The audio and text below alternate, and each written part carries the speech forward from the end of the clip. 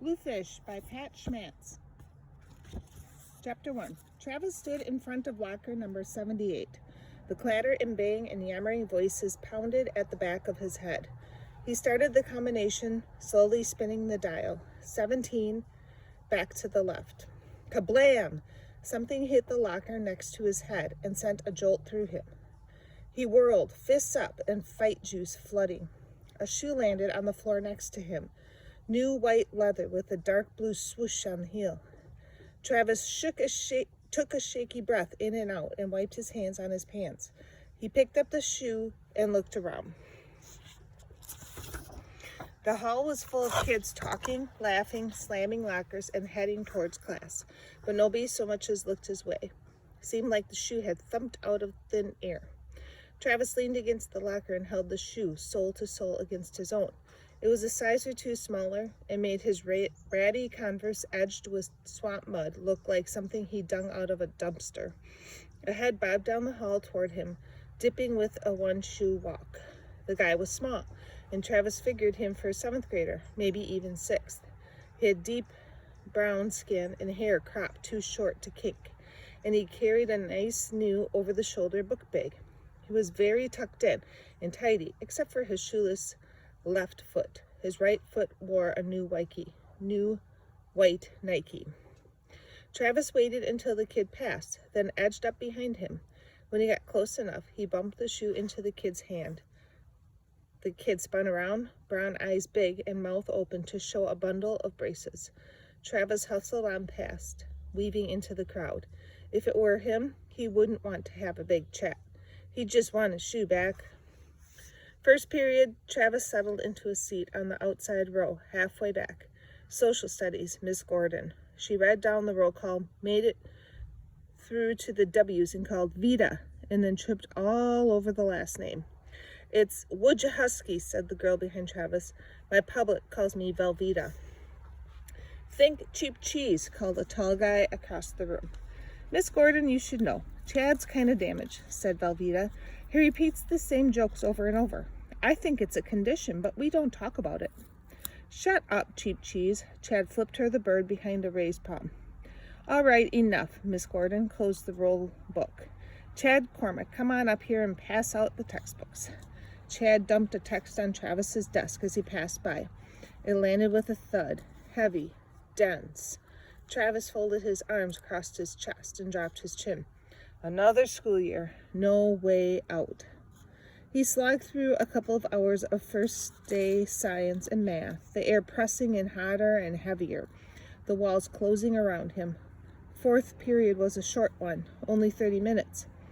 He had reading in room 134. He hadn't had reading as a separate class since 5th grade. He stopped in the doorway of the classroom. The entire back wall of the room was a built-in bookshelf, loaded with books. Bookshelves lined the opposite wall. No windows. The ceiling looked lower, the walls closed, than in the other rooms. Travis backed out, dropped his pencil and notebook in his locker, and headed for the double doors and the rays of sunlight. He pushed the door open, feet moving without stopping. He turned left, crossed the asphalt parking lot, and headed out of town. When the sidewalk ended and he was walking on gravel beside the road, he looked over his shoulder. The school building squatted behind him, spread out behind the cars, too far away to reach out and drag him back. Travis had run away from school the first day Grandpa left him off at kindergarten, and 3 more times after that. The 4th time he got smart and hid in a culvert, so they didn't find him for a couple hours. They had to bring the sheriff in, and then Grandpa didn't think it was funny anymore. You ditch out of school again, and the dog sleeps outside. Travis hadn't ditched out again. Until now. Roscoe was gone, so why not? At the county highway, he took a left toward the old place. It was more than 20 miles away, but soft white clouds puffed across the clear blue overhead, and a light wind lifted his hair.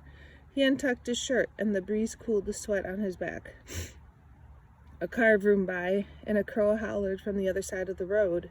His feet kept moving, his arms swinging, his body so relieved to be out of the school building that it was worth whatever came after.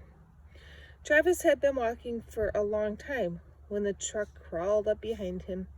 He knew it was Grandpa without turning to look. Not just the familiar sound of the engine, but the feel of it, the slowing down of it, the ready to pounce of it. Grandpa pulled over, got out, and slammed the door. From the corner of his eye, Travis watched Grandpa stalk across the road. He got ready for Grandpa to step in front of him, shove him back.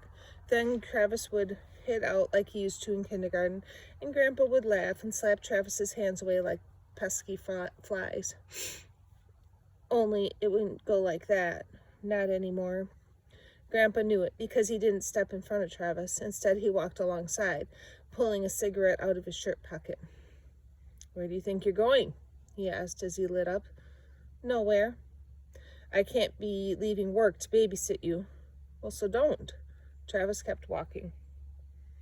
Grandpa grabbed him by the back of the shirt and pulled. Travis went with it, swinging around to face Grandpa, getting a face full of smoke. "That hound is not going to be waiting on the porch for you. He's gone, and we don't live there anymore." Travis turned away from the smoke. He looked out across the fresh-cut hayfield on his right. The hay lay in clumps, ready to be baled, soft. The smell surrounded them. Travis tried to stop the sneeze coming on. He didn't want to give Grandpa that much. He turned away as it blew out of him, breaking the silence. "Get in the truck." Grandpa flicked his cigarette butt on the ground. "Unless you know someone else who's going to buy your food and put a roof over your head." And because Travis didn't know anyone like that, he followed Grandpa across the road and got in. Velveeta on Tuesday. "Hey, Calvin." "Hi. I'm in your trailer. When I got home from school, butt-faced Jimmy's truck was in the drive, so I came over like always and slipped my key into the keyhole and expected it not to work. But you know what? It slid right in. The door opened. Everything's exactly the same except for how much you're not here. The empty air in the trailer weighs 80 trillion tons, and it's jumping up and down on my lungs like an elephant on a trampoline. But that beats my creepy brother's wide, alive air any day. I'm going to stay here until he leaves. Today was the first day of school. The madre was going to give me some money for school supplies, but guess what? She forgot. If you weren't dead, you would have bought me a 3-ring binder and a protractor and a calculator.